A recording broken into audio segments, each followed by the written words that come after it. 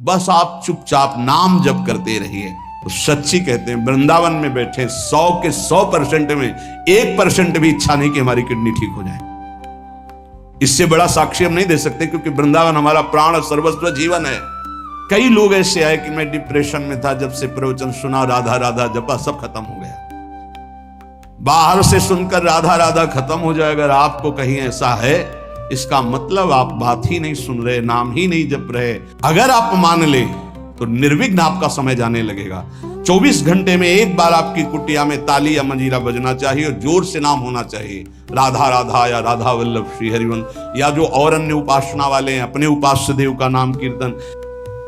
नाम का विस्मरण होना मृत्यु समझे उपासक। नाम को पकड़ लीजिए। कह रहे अवशेषानाप यन्नाम कीर्तते सर्व पातकै, कोई भी अपराध कोई भी पाप नहीं बचेगा, नाम सबका नाश कर देगा। बस जपते रहिए। जैसे सिंह के सामने दहाड़ में न हिरन टिकता है न कोई भेड़िया टिकता है, सब भागते नजर आते हैं। ऐसे ही राधा राधा राधा, तो अपराध पाप दुर्वासना सब भाग जाती है हृदय से, हृदय निर्मल हो जाता है। पर निरंतर दीर्घ काल, श्री पातंजलि जी कह रहे सातु दीर्घ काल निरंतर सत्कार सेवितो दृढ़ भूमि, आदर सहित दीर्घ काल तक निरंतर जपा जाए। यदि कहीं भावपूर्वक नाम जपा जाए बहुत जल्दी नाम का प्रकाश हो जाए। पर भाव न हो तो चिंता मत करना, भाव कुभाव अनखालशहु नाम जपत मंगल दिस दसहु। पर यहां कह रहे हैं यदि भावपूर्वक जपा जाए तो आंसू निकलने लगेंगे, राधा राधा राधा, और रोने का मन होगा। असल आपसे पूछा जाए क्यों रो रहे हैं तो आपके पास कोई उत्तर नहीं होगा कि मुझे कुछ याद आ रहा है या किसी या कुछ नहीं, आप उत्तर नहीं दे पाएंगे, बस आंसू चल रहे हैं। सर्वोत्तम साधना नाम की, जैसे धातु को शुद्ध करने के लिए अग्नि में डाला जाता है, जलाकर मल रहित कर देती है, ऐसे नाम से एक अग्नि पैदा होती है, साधक उसको सहे। जब अग्नि जैसे होती तो ताप होता है, ऐसे नाम जपने से हृदय में एक जलन पैदा होगी जो तुम्हारी दुर्वासनाएं छुपी हुई उनको भस्म करेगी। उस समय आप विचलित मत होइएगा, गंभीर धैर्यपूर्वक उस ताप को सह लीजिएगा। विश्वास कीजिए अनंत जन्मों की जलन मिट जाएगी अगर सह गए। अगर मनुष्य नाम के बल से इस जलन को सह जाए तो फिर नरक यंत्रणा, मां के गर्भ में जाना, ये सब खत्म हो जाएगा। देखो हम बड़े बड़े कष्ट सहने के लिए तैयार हो जाते हैं जब हमें पता हो जाता है कि अब हमको ऑपरेशन करवाना ही पड़ेगा। अब फिर राजी हो जाते हैं, पैसा दे देते हैं, दस्तखत कर देते हैं कि यदि हम मर जाएं तो आपका कोई दोष नहीं। क्यों? अब वो पीड़ा हटानी है। हो सकता है महीनों बिस्तर में हमें, हो सकता है इन्फेक्शन भी हो जाए, परेशान, पर ऑपरेशन करना ही पड़ेगा। ऐसे ही मान लीजिए अब ये ऑपरेशन करना ही पड़ेगा। जन्म जन्मांतरों से हमारा भव रोग बढ़ चुका है, अब ऑपरेशन के लिए तैयार हो जाइए। ऑपरेशन के लिए तैयार क्या होता है? चीड़ा फाड़ा जो लगेगा, सुन्न का सुई लगेगा, बड़ा कष्ट सहना पड़ेगा, महीनों बिस्तर में पड़े रहना पड़ेगा, पर हम वो करेंगे अब, क्योंकि इस रोग से निवृत्त होना है। ऐसे ही हमको विकारों से जलना पड़ेगा, हमको प्रियजनों की भावनाओं से बचना पड़ेगा, हमको अपनी प्रिय भावनाओं से बचना पड़ेगा, हमको अकेला पूरे विश्व से युद्ध करना पड़ेगा, तब भव समुद्र से पार होता है। भव रोग से क्या अकेला? इस मार्ग में कोई किसी का सहयोगी नहीं होता, पक्का समझना।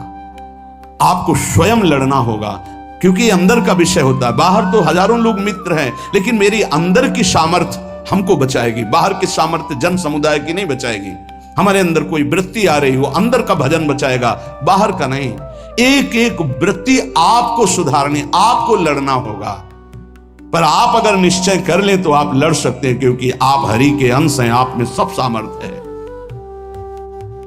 देखो लगता है कि एक सुई लगती है तो लगता है हम नहीं सह पाएंगे। भारी से भारी जब कष्ट आए तो सब कोई सह जाता है। ऐसे जीवन में सबके कष्ट आते हैं। बहुत सामर्थ्य है आप में, आप बहुत कुछ सह सकते हैं, आप टूटिएगा नहीं।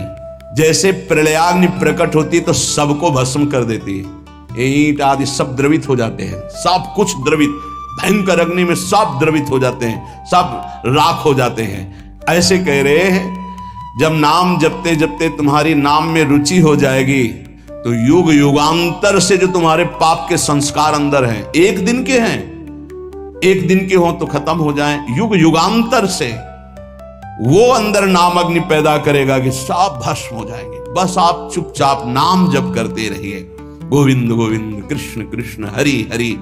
यदि अज्ञान से तुम्हें कुछ पता नहीं नाम का क्या प्रभाव है, क्या लाभ मिल रहा है, नहीं मिल रहा, पर संत ने कहा है, सत्संग में सुना है, अब तो नाम जपेंगे। पुण्य श्लोक भगवान श्री हरि का नाम, प्रियाजू का नाम आप जपने लगे, आपका मंगल हो जाएगा। सच्ची मानिए, यदि आप चाहेंगे नाम जप से तो रोग को मिटा देंगे, चाहेंगे तो। पूरे धन्वंतरी जी ने आयुर्वेद का शोध करके देखा तो जो औषधियों में शक्ति पाई गई, उससे लाखों गुना बढ़कर के रोग मिटाने की शक्ति भगवान के नाम में पाई गई।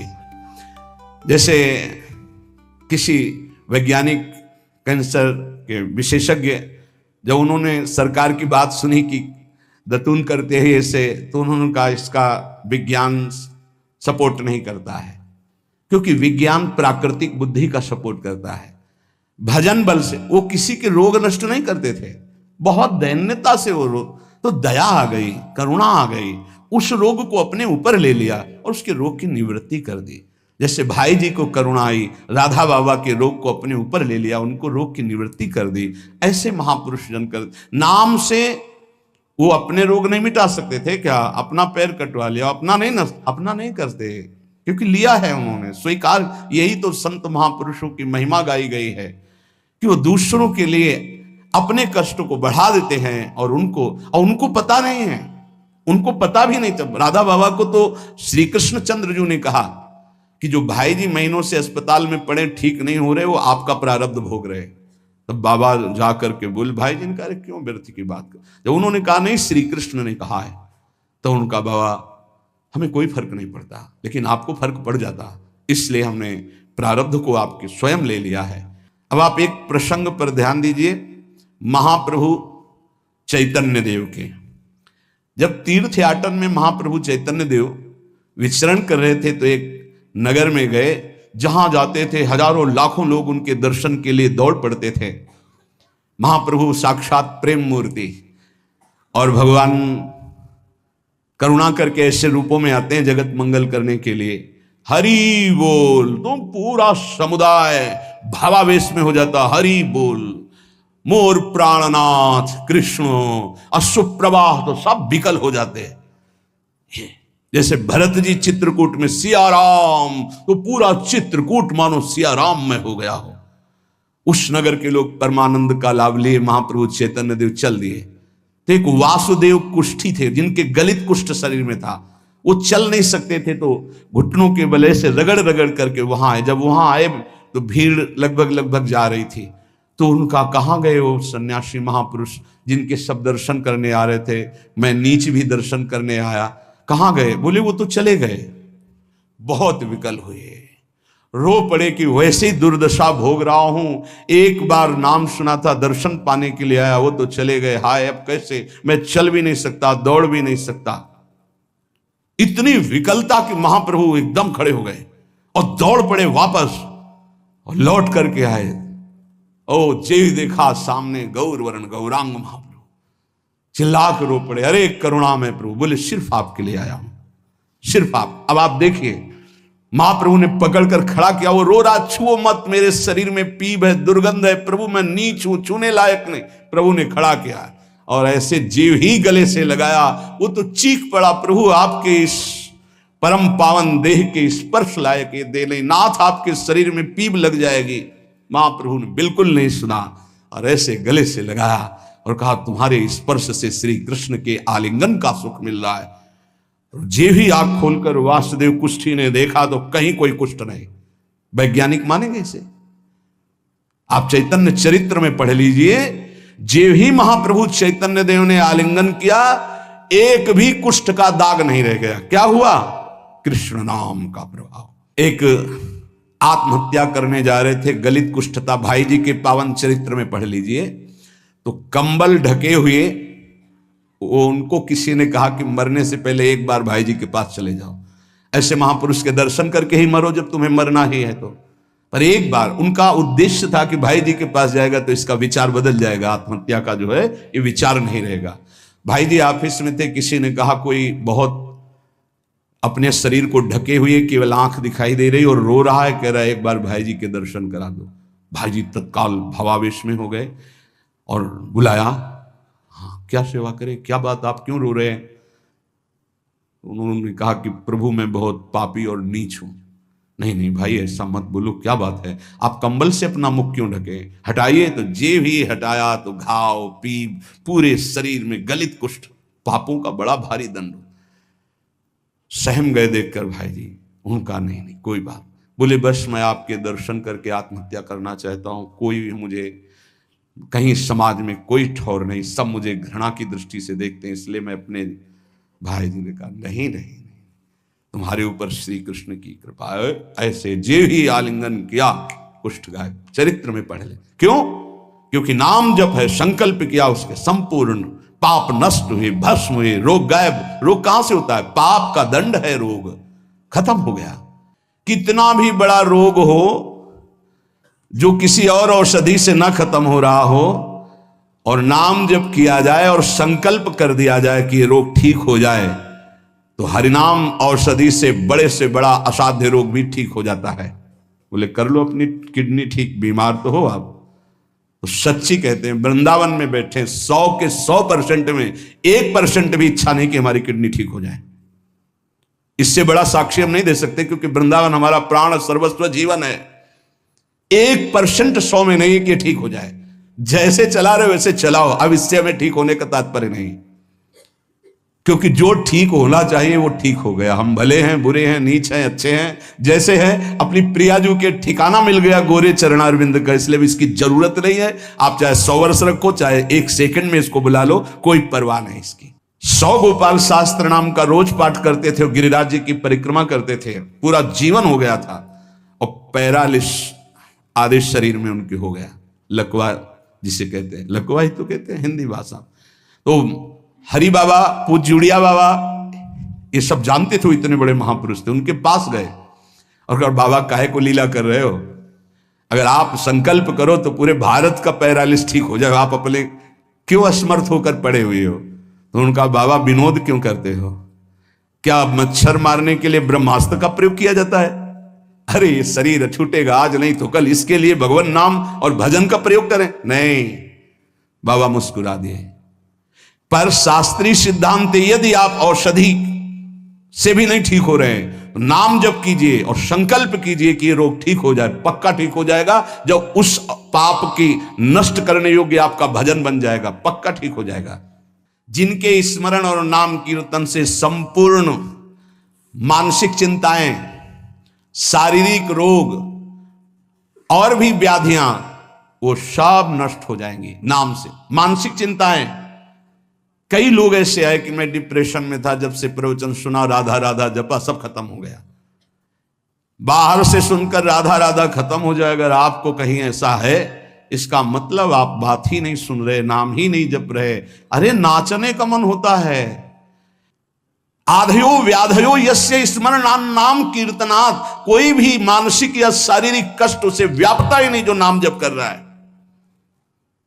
सच्ची मानिए, आप पकड़िए, इस बात को पकड़िए, नाम जप से सब कुछ ठीक हो जाए। एक बहुत डिप्रेशन में यहीं आए हुए थे, उनको हमने बताया सबके जूते साफ करो, यहां सबकी पादुका साफ करो, वाणी पाठ में बैठो और पाओ श्री जी की जूठन, ठीक हो जाओगे। ये कोई आशीर्वाद नहीं था, ये पाप नष्ट करने की प्रक्रिया थी।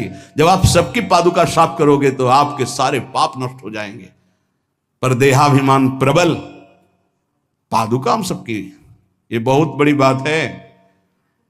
बड़े सौभाग्यशाली हैं जिनको ये रहस्य पता चल जाए कि सब संतों के बाथरूम साफ करने का अवसर मिले, पादुका साफ करने का अवसर मिले, जूठन फेंकने का अवसर मिले, तो अहो भाग्य, जीत गए आप इस माया पर यह बात सबकी समझ में नहीं आएगी, क्योंकि अभिमान नष्ट होता है।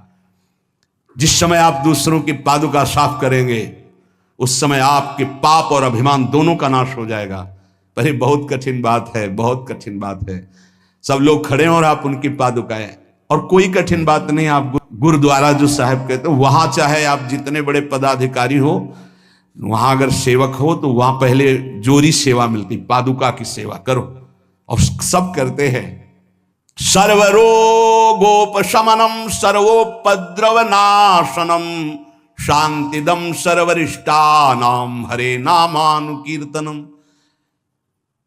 गंगा के किनारे पूज्य हरि बाबा विचरण कर रहे थे तो 10 गांव के लोग एकत्रित होकर आए और कहा, बाबा गंगा जी जब बढ़ती तो पूरा हाहाकार मच जाता है, हमारे खेत बह जाते हैं, गांव पूरा जीना मुश्किल हो जाता है, ना कोई इस बात को समझ पा रहा है और ना हम में कोई सामर्थ्य है। बाबा कृपा करो, आपके पास तो बहुत लोग आते रहते हैं। हरि बाबा विश्व प्रसिद्ध महापुरुष थे, उड़िया बाबा सदैव साथ रहते थे। अनूप शहर। हरि बाबा ने सबकी करुण पुकार सुनी तो बाबा ने कहा, हाँ हमारे पास एक बहुत बड़ा पावर है, नाम। सुनो, सबको साथ देना पड़ेगा। क्या? बोले बालू का बांध बांधेंगे।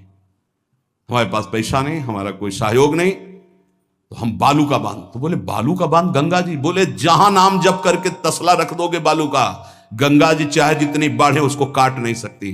तो जानते हो अब तो बहुत बड़ा बांध बना हुआ है, उसको हरि बाबा बांध से ही कहते हैं, हरि बाबा के नाम से ही बांध।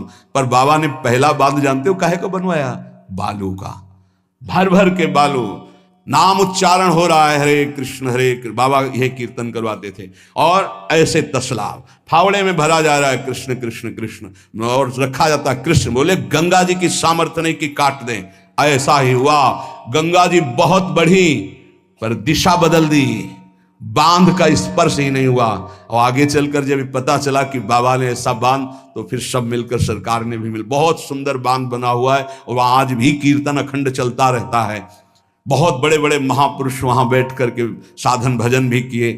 हरि बाबा उड़िया बाबा जब थे तो भाई जी महाराज, बड़े बड़े संत जाकर वहां सत्संग करते थे। नाम का प्रभाव गंगा जी ने नहीं स्पर्श किया, उस बांध को जो बालू का बांध दिया गया। आप समझते क्या है? नाम में अपार। कैसे कोई वैज्ञानिक मानेगा इस बात को कि ये नाम का प्रभाव। रोज नाम कीर्तन में वर्षों से एक भक्त जाते थे। बाबा ने पूछा, देखो अगर संत किसी को पूछते हैं तो आप ये समझ लो कि आपके जन्म जन्मांतरों के सुकृत सफल हो गए कि आप उनकी स्मृति में हैं।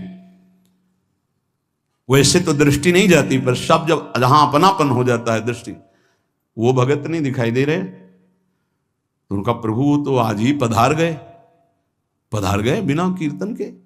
ये कोई 200-400 वर्ष नहीं हुए हरि बाबा को गए, भी बहुत 60-70 वर्ष हुए होंगे। उड़िया बाबा, हरि बाबा, भाई जी सब एक समकालीन महापुरुष है। उनका बाबा, उनका तो विमान बन रहा है, वो तो दाह संस्कार के लिए ले जाए जाएंगे। बोले नहीं, पहले विमान यहां लाओ। बाबा घंटा बजा करके बोलते हरि बोल, मारा घंटा में ध्वनि हरि बोल का, विमान की रस्सी खोल दो। 2-4 बार घंटा जे भी बजा उठ के बैठ गया। बोले ये कीर्तन के बिना कैसे जा रहे हो? अब आप ये वैज्ञानिक कोई मानेगा? ऐसा कैसे हो सकता है? अरे कर तुम अकर तुम अन्यथा कर तुम, जहां सुई का धागा नहीं जाता वहां से अनंत ब्रह्मांड पार कर दे, उसे परमात्मा कहते, उसे भगवान कहते हैं। कीर्तन हुआ, बोले अब जाओ हमारे हरि के पास। तत्काल मूर्छाई, शरीर छूटा, विमान पे चिता। ये हजारों की भीड़ के बीच में हुआ, कोई अकेले एकांत में नहीं हुआ। कई लोगों को प्रश्न हुआ कि बाबा की वास्तविक किडनी खराब है। किडनी के मरीज नहीं है, शरीर किडनी का मरीज है। लेकिन जब हम होते हैं तब किडनी के मरीज नहीं होते, और जब किडनी के मरीज होते तो हम नहीं होते। ध्यान रखना। अब ये तुम समझ पाओ तो समझ लो। इस समय हम मरीज नहीं हैं, इस समय डॉक्टर हैं हम। अभी जब इससे उतरेंगे तो मरीज हो जाएंगे, पकड़ लेंगे लोग, वहां खड़े करेंगे। ऐसे बैठे रहना, चलता रहेगा। ये केवल राधा नाम का प्रभाव समझो। ये केवल राधा प्रताप है, श्री जी का प्रताप है, ये नाम प्रताप है। जब साधु नहीं रहता ना तो उसकी जीवनी में लिखा जाता है तो बोले अच्छा ऐसा था, और जब सामने है तब समझ में नहीं आता, माया समझने नहीं देती। यही माया का है कि जब तक श्री कृष्ण चंद्रजू अपने परिकर में रहे द्वारिकापुरी में, तो जल्दी कोई जान ही नहीं पाया कि ये द्वारिकाधीश बने हुए अनंत ब्रह्मांडों के स्वामी हैं। पक्का ऐसे भगवान और भक्तों की लीलाएं होती हैं। सच्ची कह रहा हूं, ये हमारी कोई महिमा नहीं है, राधा प्रताप है कि कैसी भी परिस्थिति हो, ये जस गवाना ये उनके प्रताप से हो। कौन सा ऐसा सर्व रोगापशमनम सर्वोपद्रव नाशनम शांति प्रदम सर्वरिष्टानाम हरिर नामानुकीर्तनम। कोई भी अरिष्ट ग्रह नक्षत्र भूत प्रेत, लोग कहते हैं हमारे घरों में बाहरी चक्कर है, 1 घंटा का नाम कीर्तन करवाओ, कोई चक्कर रह जाए तो बताना, पर नाम कीर्तन नहीं करवाओगे, पक्का हमें पता है। इसमें श्रद्धा हो सकती है तुम्हारी कि ले जाओ ये गाड़ देना घर में, लेकिन नाम कीर्तन जो लोक परलोक सर्व पाप का नाश करने वाला, नाम संकीर्तनम यस्य सर्व पाप प्रणाशनम, जहां तक नाम कीर्तन जाएगा वहां तक सबका मंगल होगा। मीरा जी को एक भूतिया घर में रखा गया कि अब ऐसे नहीं मरी तो यहां तो भूत ही मार डालेंगे। मीरा जी ने गिरधर को विराजमान करके जे भी धूप आरती की, धूप की गंध जितने भूतों को लगी सब परम पद के अधिकारी बन गए, सब परम पद के अधिकारी। क्या भगवत आराधना, कौन सा ऐसा अरिष्ट है जिसका नाश ना हो जाए, लेकिन कोई समझते नहीं। राधा राधा राधा, नाम के बल से, भगवत चिंतन के बल से सब कुछ ठीक हो जाता है। सच्ची कह रहे, सब कुछ ठीक हो जाता है। संकीर्तमानो भगवान अनंत। एक बार जो हमारे सन्यासी गुरुदेव भगवान थे, बिल्कुल साधारण बात, गांव के लोग, महाराज जी हमारी भैंस बहुत बीमार हो, वो मर गई तो हम गरीब आदमी मर ही जाएंगे, क्योंकि उसी के दूध से परिवार चलता है। हम छोटे थे, गुरुजी के पास नीचे बैठे थे, गुरुजी तखत में थे। अरे भैया हम तो कोई पशु के डॉक्टर थोड़ी हैं। कहा स्वामी जी हमें पता है आप कर सकते हो। एक अपनापन होता है। तो ऐसे नारियल का कमंडल रखा था, उनका नारायण नारायण नारायण कटोरी में डाला और कहा लियो भैंस को पिला देना। अरे भैंस ठीक हो गई। अब जितने भैंस हो गाय के थे सब वहां भीड़ लगने लगी। गुरु जी ने कहा भैया पशु के डॉक्टर थोड़ी, वो बेचारा गरीब आदमी था, ऐसा कह रहा। संकल्प कर ले और संत कह दे तो क्या नहीं हो सकता, क्या नहीं हो सकता। जाओ तुम्हारा मंगल हो जाए, तो उनके पास भजन है, उसके बल से मंगल हो जाता है। ऐसा थोड़ी कि वो कोई सिद्धि जानते कि तुम्हारा रोग नष्ट कर देंगे, जाओ तुम्हारा मंगल हो जाए। उनके पास नाम बल है, उससे हो जाता है। जब अनंत महिमाशाली भगवान का नाम जब किया जाता है तो नाम चित्त का मार्जन करके, जैसे सूर्य उदय होता है तो अंधकार नष्ट हो जाता है, ऐसे हृदय में ज्ञान प्रकाशित कर देता है। इतना नहीं कि वो पाप नष्ट कर देता है, विघ्न नष्ट कर देता है, विशुद्ध ज्ञान प्रकाशित कर देता है। एक बड़ा रहस्य की बात इसमें कह रहे हैं, जो हमारा प्रारब्ध भोग है ना, नाम से इसको 1 मिनट में मिटाया जा सकता है, किसी के भी, अपने या दूसरे के। लेकिन हम बहुत बड़ा प्रारब्ध मिटा रहे हैं। अनंत जन्मों के कर्म संस्कार जो हमें बार बार जन्म मरण के चक्र में फंसाते हैं, आखिरी जन्म होना है, इसलिए इस शरीर के प्रारब्ध तो सह लेते हैं और आगे के जितने हो, पीछे के जितने हो, सबको भस्म करके भगवत प्राप्ति कर लेते हैं। इस रहस्य के कारण बड़े बड़े संत अपने शरीर के प्रारब्ध को नहीं मिटाते हैं। यद्यपि सामर्थ्य उनमें है, ऐसा नहीं कि वो नहीं मिटा सकते, बड़ी सामर्थ्य है। कैसी कैसी सामर्थ्य भाई जी महाराज के चरित्र में पढ़ करके आप देखो, अभी कोई बहुत वर्ष थोड़ी हो गए भाई जी को अंतर ध्यान हुए। कैसी कैसी सामर्थ्य सिद्ध महापुरुषों में हुई है नाम के बल से। लेकिन उनके शरीर में, जिस दिन बाबा का शरीर पूरा होना था, अंतिम समय था, सुबह उठे, ऐसे सत्संग हाल में आए और कहा आज तो स्मशान होगा। किसी को समझ में नहीं आ रहा था, बोले आज स्मशान होगा, किसी को समझ नहीं। अपने आप बैठ गए।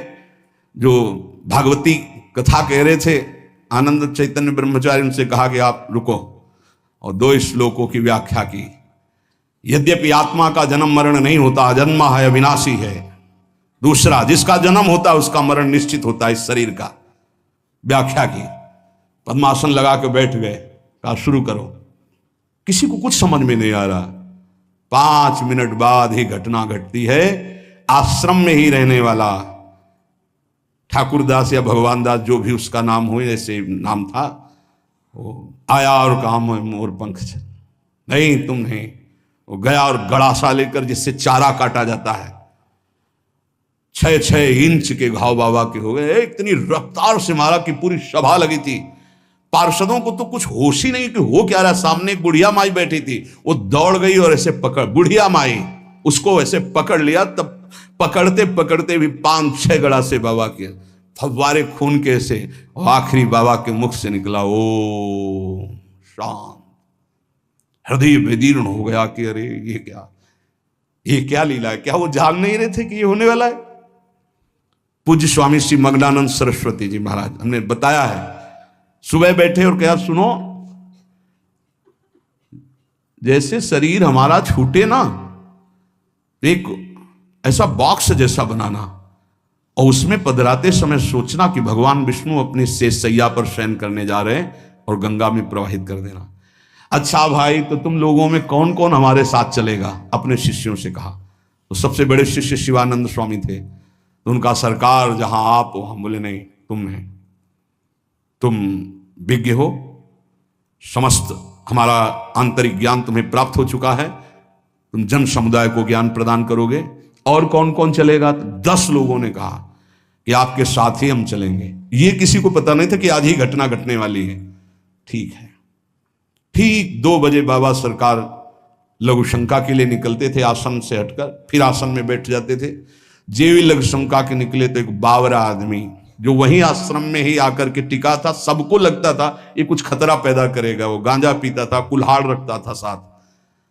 बाबा सरकार रोज अपने भोग से दूध उसे पिलाते थे।